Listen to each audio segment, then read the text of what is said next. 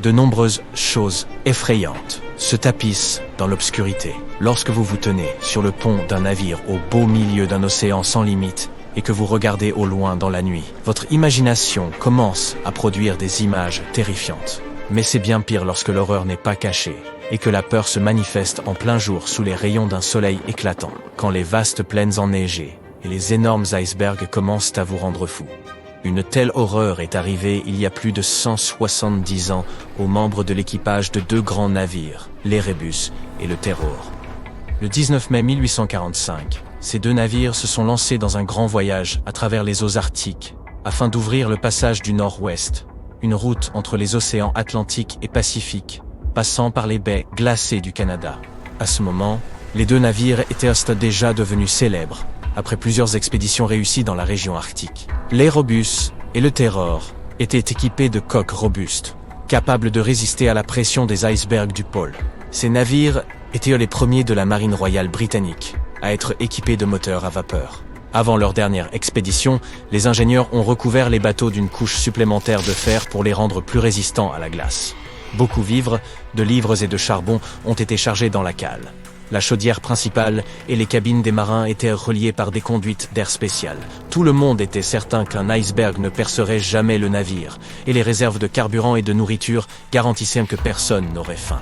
À tous égards, il s'agissait des navires les mieux équipés de cette époque pour de telles expéditions.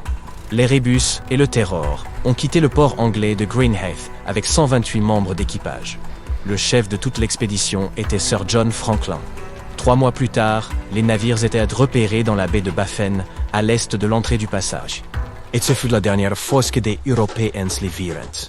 3 ans plus tard, en 1848, la femme du capitaine, Jane Franklin, et d'autres familles éplorées ont exigé que l'on affrète une expédition pour retrouver les deux vaisseaux.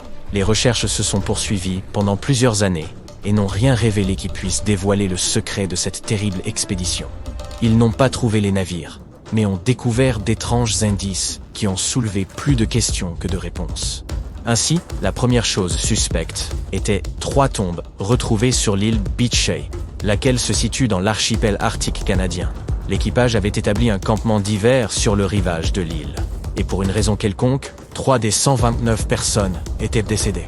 Ensuite, les navires étaient repartis, mais pour mieux tomber dans un piège. Selon toute vraisemblance, l'Erebus et le Terror ont été pris dans les glaces près de l'île du Roi Guillaume. Au milieu d'une plaine enneigée, battue par les vents froids entourés de banquises, l'équipage a commencé à rencontrer de sérieux problèmes.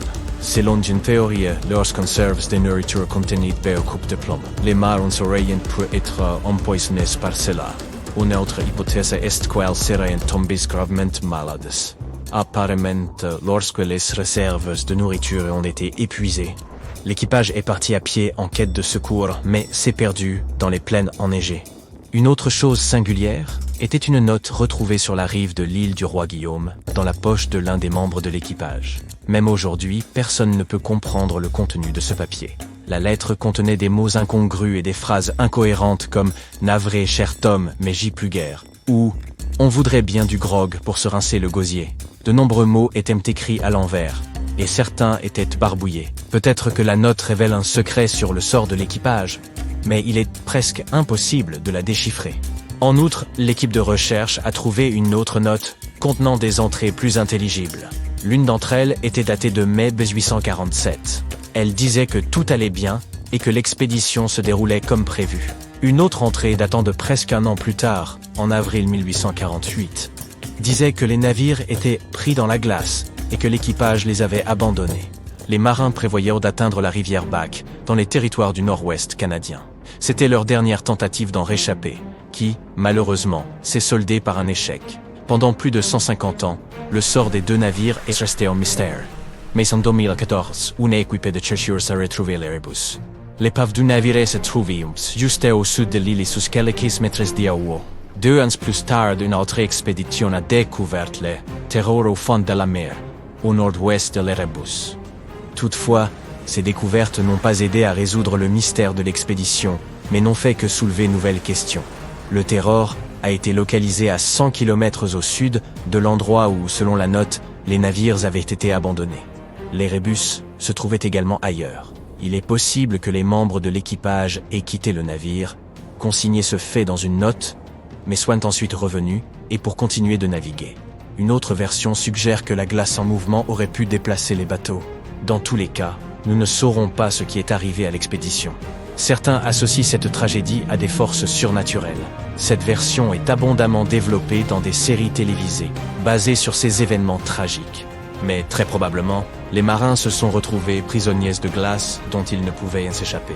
Un autre cas célèbre de disparition de marins concerne le navire Mary Celeste. D'abord baptisé l'Amazone, il avait été construit au Canada en 1861 et avait acquis une certaine notoriété dès ses premiers voyages en mer. Le navire a changé plusieurs fois de capitaine avant de s'écraser sur des récifs. Le vaisseau brisé a été revendu plusieurs fois avant de recevoir des réparations. Après sa remise à neuf, il a reçu le nouveau nom de Mary Celeste ainsi qu'un nouveau capitaine, Benjamin Briggs. C'était un marin courageux et expérimenté, connu pour sa bonté et sa droiture. En novembre 1872, avec 10 personnes à bord, le Mary Celeste a navigué de New York vers l'Italie avec une précieuse cargaison à bord. Quelques jours plus tard, un autre navire, le Dei Gracia, a emprunté la même route depuis le port de New York. Quelque part dans les Açores, le capitaine de ce dernier, David Morehouse, a remarqué un navire à 9 km de distance qui naviguait d'une étrange manière. Et tenguait d'un côté à l'autre comme si personne n'était né là-bas. David s'est rapproché et a essayé de contacter les personnes à bord, mais sans aucune réponse. À ce moment-là, le capitaine a réalisé qu'il s'agissait du Mary Celeste. Avec les membres de son équipage, il est monté à bord et a constaté que les voiles en étaient déchirées. Il y avait de l'eau dans la cale, mais elle pouvait être facilement écopée. Les possessions de l'équipage étaient dans les cabines et la cargaison n'avait pas été touchée. Seul un canot de sauvetage et un chronomètre de marine, indispensable à la navigation, manquaient. La dernière entrée dans le journal de bord indiquait que le voyage se déroulait sans accroc. Hormis les voiles légèrement endommagées, le navire était en parfait état. Mais quelque chose avait forcé tous les membres de l'équipage à l'abandonner. Plusieurs matelots du Dei Gracia sont restés à bord du Mary Celeste pour l'acheminer vers le port le plus proche. Une version prétend que la pompe à eau dans la cale aurait pu être remplie de charbon. Avant son dernier voyage, le Mary Celeste avait transporté une grande quantité de celui-ci, et une partie aurait pu rester coincée à l'intérieur. Lorsque le navire avait été pris dans une tempête, la cale aurait été légèrement inondée, et le capitaine Briggs n'aurait pas compris à quel point la situation était critique. Il y avait trop de chargement, si bien qu'il ne pouvait pas déterminer le niveau de l'eau. Il était dangereux de rester à bord, car le navire pouvait couler. Par conséquent, le capitaine aurait décidé d'évacuer en canot de sauvetage. Peut-être était-il proche de la terre, et Briggs avait-il décidé de naviguer dans cette direction. Mais la tempête s'intensifiant aurait fini par les couler. Une autre version avance que le Dei Gracia aurait attaqué le Mary Celeste et se serait débarrassé de son équipage pour s'emparer de la cargaison. La cour n'a jamais pu le prouver, mais la réputation du capitaine David Morehouse en a été entachée, et il a eu le plus grand mal à retrouver un emploi par la suite. L'histoire du Mary Celeste est devenue mondialement célèbre, si bien que les gens en ont imaginé de nombreuses versions différentes. Bien sûr, quelqu'un a prétendu qu'un phénomène surnaturel s'était produit sur le navire, mais de telles théories n'ont aucun fondement. Il y a tentatives et des documents sur Internet à propos de cette affaire que quiconque peut essayer de démêler la vraie du fausse.